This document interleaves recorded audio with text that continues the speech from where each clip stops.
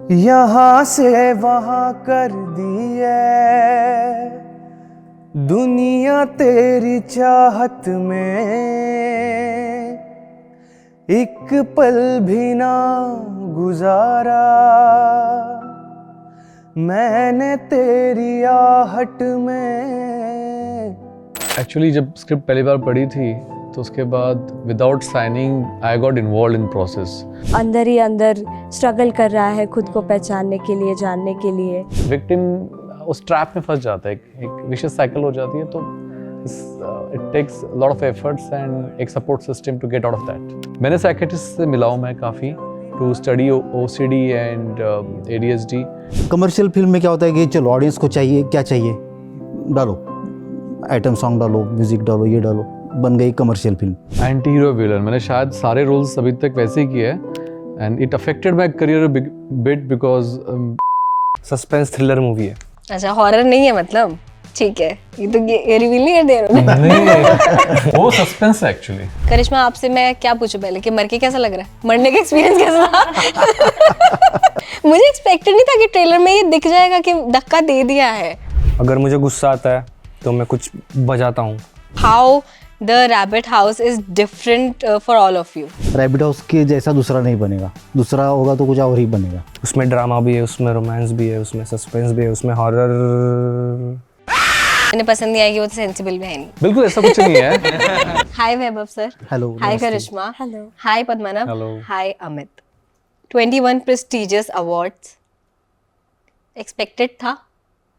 हाँ हाँ था? अब कैसा लग रहा है? एक्सपेक्टेशंस कंप्लीट होते हैं तो अच्छा जो लगता है। सेटिस्फेक्शन मिलता है वो मिल रहा है। खुशी होती है। पर वैसे ओवरऑल कैसा रिस्पॉन्स है ऑडियंस की तरफ से? जिन्होंने ट्रेलर देखा उनका ट्रेलर पे, जिन्होंने मूवी देख ली उनका मूवी पे। बहुत अच्छा रिस्पॉन्स रहा फिलहाल। लोग तो यही बोल रहे कि there expecting, there waiting for 20th दिसंबर।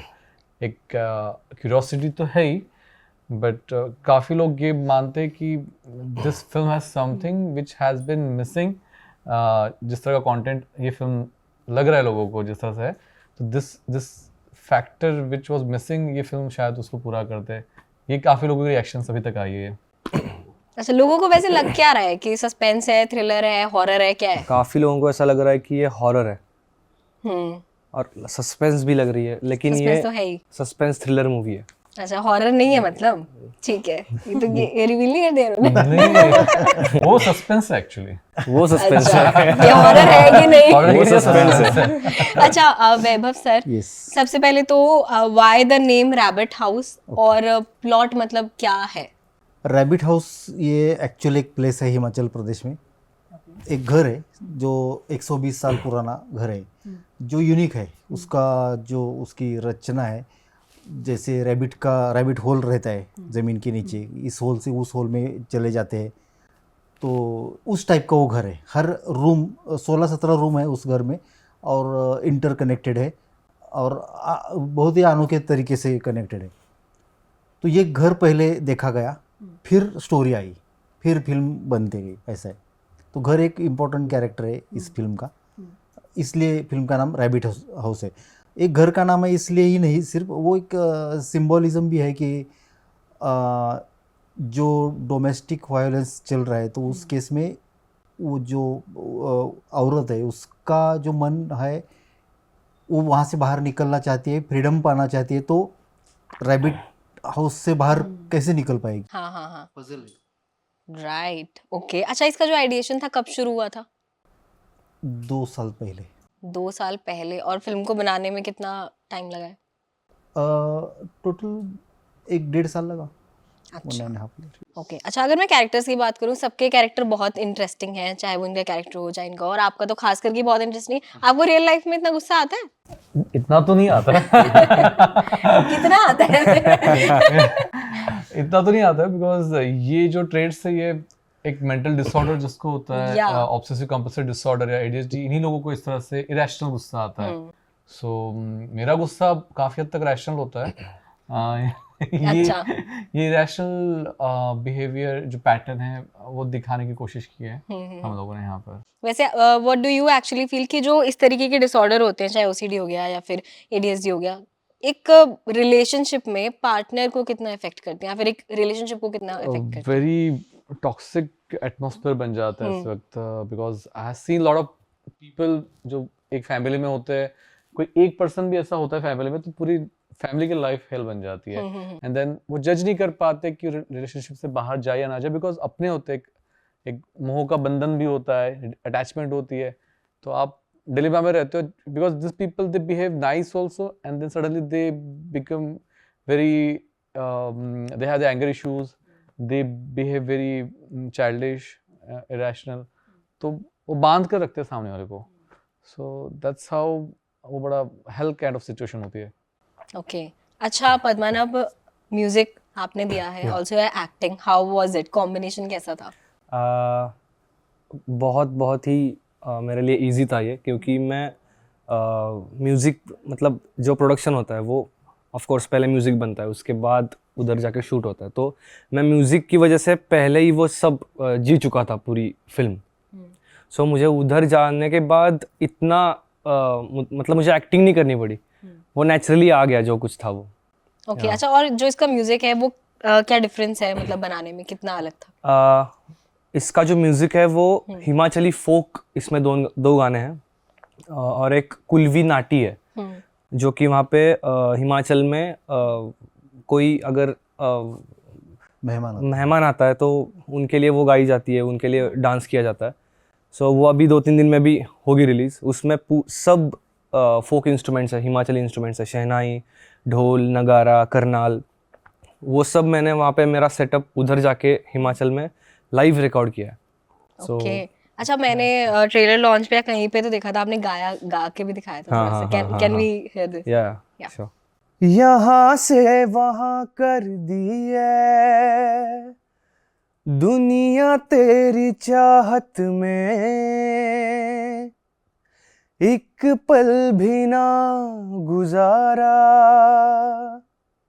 मैंने तेरी आहट में, परेशान कितना हूँ मैं, लिखूं किस लिखावट में,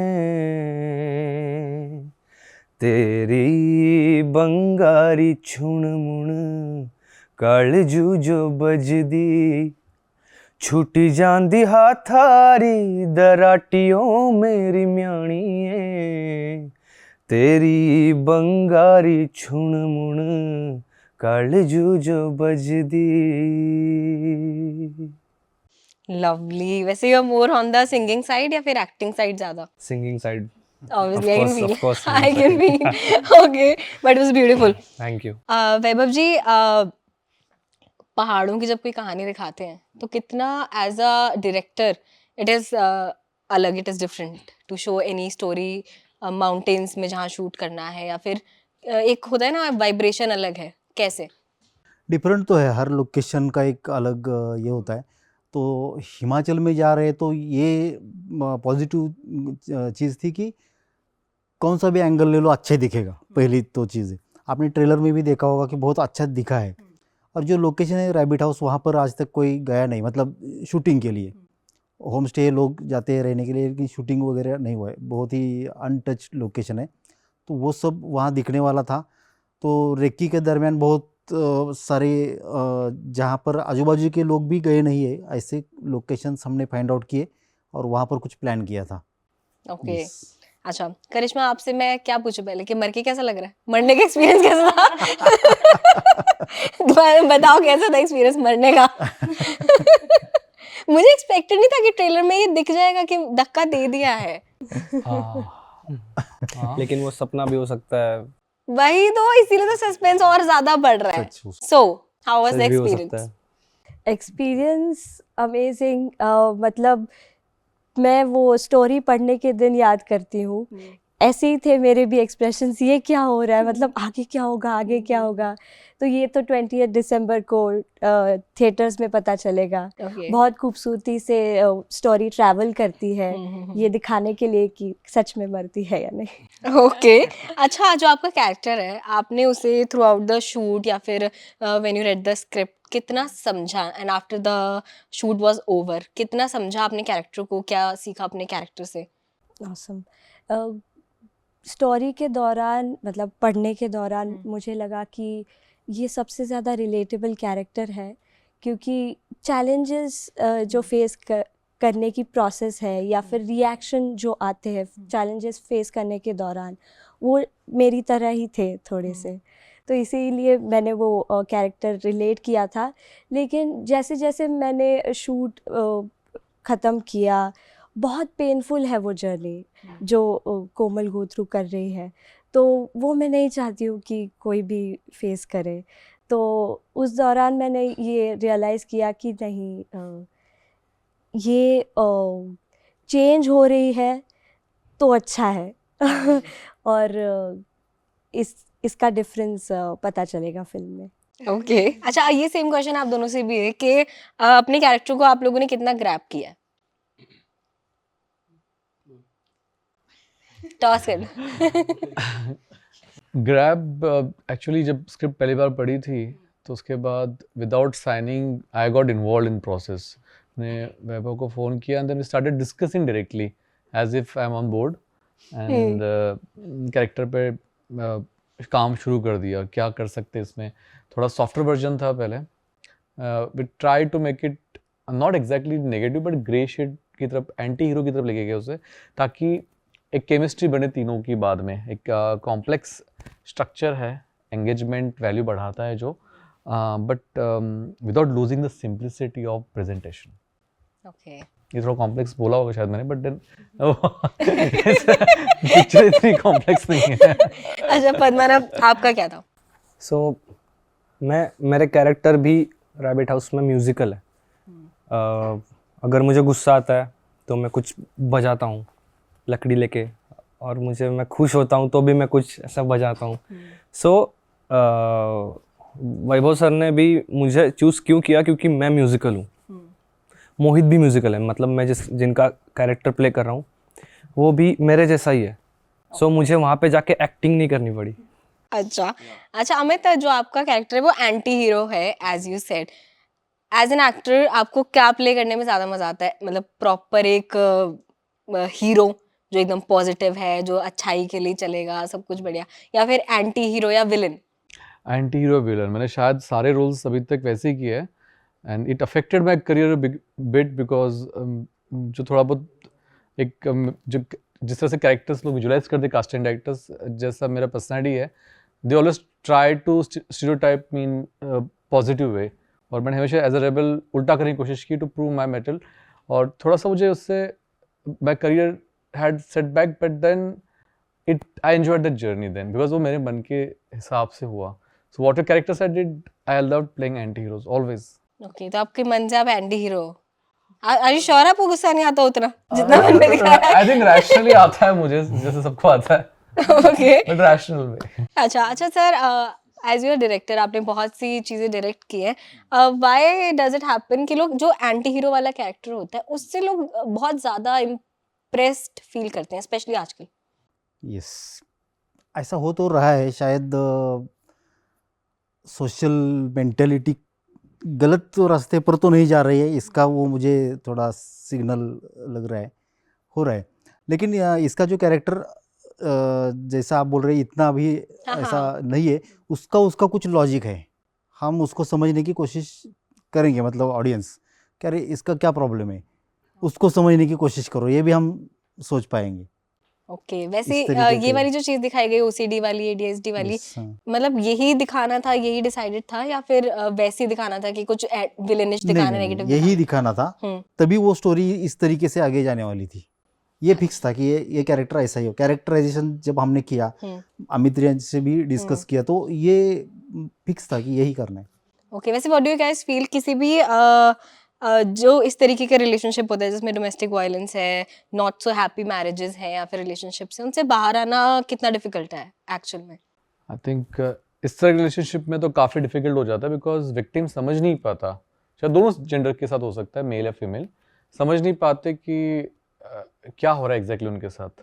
टॉक्सिक रिलेशनशिप जैसा होता है, because they are too much into love and attached, habitual भी हो सकते हैं, और दोनों साइड का बिहेवियर दिखाता है पेशेंट जो होता है, कभी बहुत प्यार से भी रहेगा, कभी बहुत एवलिश भी रहेगा, तो वो जज करने में ही टाइम चला जाता है, और उसमें काफ़ी वक्त जब चला जाता है तो फिर विक्टिम उस ट्रैप में फंस जाता है, एक विशियस साइकिल हो जाती है, तो it takes lot of efforts and एक support system to get out of that. Okay, अच्छा आपका ये जो रोल था, आपने इसके लिए वर्कशॉप लिया या फिर क्या? यस यस, हमारे यहाँ पे वर्कशॉप हुए, मैंने साइकेट्रिस्ट से मिला हूँ मैं काफ़ी, to study OCD and ADHD, बाकी कैरेक्टर्स के पद्मनाभ के और किसी इनके 1 महीना वर्कशॉप चले एडिक्शन को लेकर। They work very hard on, because being Maharashtrian, इन्होंने हिमाचली और बाकी भी 1-2 कैरेक्टर्स थे जिन्होंने प्रॉपर एक्सेंट पे वर्कआउट किया है उनके, तो वर्कशॉप हमारा 1-1.25 महीना हुआ प्रॉपरली। ओके, आपका क्या एक्सपीरियंस था, क्योंकि आप बहुत मेन कैरेक्टर हो जो ऐसे बंदे के साथ रहता है जो इस प्रॉब्लम से जूझ रहा है, और आप क्योंकि पार्टनर हो उसके, तो आप भी इक्वली उस प्रॉब्लम से जूझ रहे हो। So how was the preparation for this role? Preparation की मतलब ये कैरेक्टर को प्रिपेयर करने का प्रोसेस ही बहुत फन था, क्योंकि हमने वो कैसी है इससे डिसाइड होता है कि वो कैसी रिएक्ट करेगी, क्योंकि वो शाय है, इनोसेंट है, लोगों की रिस्पेक्ट करती है, लोगों को समझती है। That's what I like about her, कि she understands what is happening with her, क्या होना चाहिए क्या नहीं होना चाहिए वो समझ रही है। अभी यहाँ से मतलब महाराष्ट्र से कपल जा रहा है हिमाचल में, तो वो अकेली भी महसूस कर रही है, हेल्पलेस भी है, तो ये सारी चीज़ें उसके साथ उसके दिमाग में चल रही, इसीलिए वो शायद ऐसी रिएक्ट कर रही होगी। ये सब समझने की प्रोसेस थी, वो मज़ेदार थी। ओके, बट मुझे एक डायलॉग बहुत अच्छा लगा था कि यहाँ पे जंगली जानवर आते हैं इधर, इससे पहले तो अम्मी नहीं आए थे यहाँ पे, वो बहुत रॉ था और बहुत ऑन पॉइंट था वो वाला डायलॉग। मुझे वो वहाँ पे बहुत इंप्रेसिव लगा था, ट्रूली सेइंग। अच्छा, पहाड़ों में शूट किया, कितना मजा आया? बहुत मजा आया। And being a person from Maharashtra जहाँ गर्मी बहुत रहती है। यस, हाँ। एक्चुअली खाना भी बहुत अच्छा, उस वेदर में शूटिंग करना, देन मज़े की बात क्या होती है जब आप काम करते हो ना और सब पैशनेटली इन्वॉल्व हो, तो एक फ़र्क होता है जब आप ऐसे मज़े करने जाओ और काम भी हो रहा है और उसके बाद मज़े कर रहे हो। तो I think being as a team जो बहुत एक डिटर्मिनेशन के साथ, एक गोल के साथ गई है, तो उससे ज़्यादा एनहांस हुआ वो मज़ा। ओके, अच्छा, lastly how the rabbit house is different for all of you from other projects? Rabbit house कैसा डिफरेंट है? जैसा रैबिट हाउस है वैसा ही यूनिक एक्सपीरियंस है, तो इसलिए वो डिफरेंट है और वो लाइफ टाइम रहेगा। रैबिट हाउस के जैसा दूसरा नहीं बनेगा, दूसरा होगा तो कुछ और ही बनेगा। ओके, ये चाहे वो आप बनाओ या कोई और बनाए। हाँ, yes, sure sure. Rabbit house है। मैं खुद बोलना गलत है, लेकिन फेस्टिवल्स में बहुत जो बॉलीवुड के या इंडस्ट्री के जो लोग हैं, बुजुर्ग हैं, उन्होंने कहा कि ये मास्टरपीस है। तो मुझे ये पहले से फीलिंग था कि हाँ, ये कुछ अलग है और ये रहेगा। यस। अच्छा, मराठी सिनेमा का इतना अच्छे लेवल पे जाना, फेस्टिवल्स में इतना अप्रिसिएशन मिलना, कैसा फील होता है? हिंदी सिनेमा है हिंदी ये? सिनेमा। अच्छा, हाँ, हाँ। अच्छा फील होता है। और ये एक्सपेक्टेड था कि फिल्म मतलब फेस्टिवल के लिए बनाई, ऐसा नहीं है, और कमर्शियल फिल्म है ऐसा भी नहीं है, मतलब कुछ ऐसा सोच कर नहीं बनाए। हमें जो लगता है कि ऐसी फिल्म होनी चाहिए वो ऑनेस्टली बनाई है, ये है। तो ऑनेस्टली जो कलाकृति आती है उसको तो अप्रिसिएशन मिलना चाहिए, ये एक्सपेक्टेड था और वो मिला, तो बहुत अच्छा लगा, सेटिस्फेक्शन लगा। Okay, Yes. करिश्मा? पहले तो द रैबिट हाउस बहुत सारे रीजंस की वजह से स्पेशल है, स्पेशली जैसे कि मैं स्टोरी की बात कर रही थी कि आगे क्या हो रहा है, ये जो क्यूरियोसिटी है, और ये कैरेक्टराइजेशन भी कि मतलब हर एक घर में पाया जा सकता है कि वो अंदर ही अंदर स्ट्रगल कर रहा है खुद को पहचानने के लिए, जानने के लिए। तो इस सब्जेक्ट पर बहुत कम कंटेंट बन रहा है, और एंटरटेनमेंट फील्ड में एंटरटेनमेंट पर्सपेक्टिव से उसे प्रेजेंट करने के लिए, और रैबिट हाउस में आप एंगेज रहते हैं क्योंकि धीरे धीरे सस्पेंस थ्रिलर से जॉनर्स खुलते जाते हैं अदर जॉनर्स की तरफ भी। मैंने एक डांस भी किया जो मेरे लिए बहुत स्पेशल था, मैंने डांस कोरियोग्राफ किया है इस फिल्म में। इसमें पहाड़ी डांस और समथिंग रेफरेंस है उसका, ओके लेकिन मेरे भी कुछ स्किल्स, भरतनाट्यम स्किल्स ऐसे मैंने यूज़ किए उसमें, तो उसलिए भी बहुत स्पेशल था। बहुत स्पेशल था। ओके आपके लिए पद्मनाभ? सो रैबिट हाउस मेरे लिए एक इमोशन है, क्योंकि मैं पहली बार जब रैबिट हाउस गया रेकी के लिए हम गए, उसके बाद मैं हर साल जाने लगा वहाँ पे। सो मैं इस साल भी जाने जा रहा हूँ अभी ओके सो मैं वो नहीं छोड़ूंगा। तो उस टाइप का एक इमोशन है उस जगह से, और जिस तरह की स्टोरी लाइन वैभव सर ने लिखी है वो बहुत हार्ट टचिंग है। उसमें ड्रामा भी है, उसमें रोमांस भी है, उसमें सस्पेंस भी है, उसमें हॉरर भी है अभी तो है। अमित आपके लिए? रैबिट हाउस स्पेशल मेरे लिए इसलिए क्योंकि आई थिंक वो जो वॉइड है जो अभी इस टाइम पर चल रहा है कि एक ही एक्सट्रीम जोन पे फिल्म्स बनती है, एक तो बिल्कुल मसाला या बिल्कुल आर्टिस्टिक। तो this is somewhere that middle ground is there where class and mass this zone is like there, जहाँ पे सिंगल थिएटर ऑडियंस और मल्टीप्लेक्स की ऑडियंस दोनों एंगेज हो सकती है। ज़्यादातर सेंसिबल ऑडियंस ज़्यादा पसंद करेंगे इस फिल्म को, but then due to other entertaining factor वो एंगेजिंग बना है, तो फैमिली ऑडियंस भी यहाँ पे इक्वली एंजॉय करेगी। और वो बहुत रेयर चीज़ है आज के दौर में, क्योंकि अभी का कंटेंट शायद हमारे फैमिली में से इंडियन पॉपुलेशन में बहुत सारी फैमिलीज एक साथ बैठकर नहीं देख सकती है। This film could be watched all together. Okay that's a good thing. Also आपने ये भी कह दिया कि जिन्हें पसंद नहीं आएगी वो सेंसिबल तो है नहीं, वैसा नहीं सबको बोला- पसंद आएगी। हम तो एक तीर से दो निशाने। नहीं, बट जैसा एक होता है, जैसे ओटीटी ऑडियंस को बोला जाता है एक तरह से कि सी क्या होता है, जैसे हमें बहुत बड़ा टैग मिलता है फेस्टिवल्स में, we did good because our film is good, okay, but that doesn't make us arty film. This difference between art film, just because आप नॉन ब्रेनी स्टफ बनाते हो किसी बड़े स्टार को लेकर तो वो कमर्शियल फिल्म बन जाती है। और एक हमने कमर्शियल फिल्म बनाई है जो एंटरटेनिंग है, बट इस पर हमने कंटेंट की क्वालिटी नहीं कम की है, तो हमने क्वालिटी मेंटेन की, तो हम आर्टिस्टिक फिल्म और आर्ट फिल्म कैसे हो गए? तो मैं बोलता हूँ कि ये there is this zone, middle ground, जहाँ पे there is no need to be non brainer to make it commercial. You can be sensible and you can make commercial film also together. Okay that's your view. What's your view on this sir? बड़ी picture, बड़े पर्दे की picture, commercial और OTT का जो content है कितना, और फेस्टिवल्स का जो कंटेंट है कितना अलग है, उसकी ऑडियंस कितनी अलग है? ऑडियंस अलग है, ज़्यादा अलग नहीं है, उसकी जो बॉर्डर है वो बहुत सी दूसर है, ऐसा मुझे लगता है। ऐसा कुछ नहीं कि ये कमर्शियल और ये फेस्टिवल वाले। एक है कि हम फिल्म के थ्रू कुछ कम्युनिकेट करना चाहते हैं, एक्सप्रेस होना चाहते हैं, ठीक है, ये बेसिक है। कमर्शियल फिल्म में क्या होता है कि चलो ऑडियंस को चाहिए, क्या चाहिए डालो, आइटम सॉन्ग डालो, म्यूज़िक डालो, ये डालो, बन गई कमर्शियल फिल्म।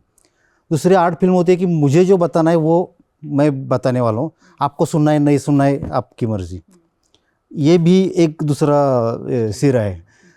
लेकिन मैं ऐसा मानता हूँ कि आपको जो कहना है वो कहो ईमानदारी से, लेकिन जिसको बताने जा रहे हैं उसको समझ में तो आना चाहिए, वो सुनना तो चाहिए 2.5 घंटे बैठकर, तो वो एंटरटेनिंग होनी चाहिए, अच्छा थॉट भी होना चाहिए, अच्छे ऑनेस्टली बताना भी चाहिए, और वो सामने वाले का रिस्पेक्ट करके बताना चाहिए। तो ये इस टाइप की फिल्म है। राइट ओके ठीक है फाइन। आपसे बात करके मुझे बहुत अच्छा लगा। लास्टली आपको ऑडियंस को क्या कहना है 20 दिसंबर के लिए, ये आप कह सकते हो? देखिए ये फिल्म एक तरह से आप लोगों के लिए बनाई है, बिकॉज हमें पूरी उम्मीद है फेस्टिवल्स में जिस तरह से लोगों ने इसको रिस्पांस दिया है, और हमने जो भी प्रीव्यूज रखे जहाँ पे हमने नॉर्मल ऑडियंस को भी बुलाया है जो बिल्कुल फिल्म लाइन के नहीं, सबको पसंद आई है। तो उम्मीद करता हूँ आपको भी पसंद आएगी। एक अच्छा सब्जेक्ट हमने हैंडल किया है without losing the entertainment value. आप प्लीज़ देखिए 20 दिसंबर को in cinemas near you. Okay thank you. और जिन्हें पसंद नहीं आएगी वो तो सेंसिबल भी है नहीं। बिल्कुल ऐसा कुछ नहीं है, बट देखने के बाद वो सेंसिबल जरूर बनेंगे। Okay that's good that's good. क्या होता है कि ऑडियंस बता नहीं सकती कि हमें क्या चाहिए, या ऑडियंस है वो नहीं बता सकती हमें क्या चाहिए। अगर वो बता सकती थी तो वही फिल्म मेकर बन सकती थी, ऐसा नहीं है। तो ऑडियंस को ये चाहिए कि जो पर्सनल है वही यूनिवर्सल हो जाता है। तो आपके दिल में क्या चल रहा है वो बताओ। तो इसलिए 20 दिसंबर को वो हम बताने जा रहे हैं, आप थिएटर में आओ और देखो। ओके, ठीक है, थैंक यू।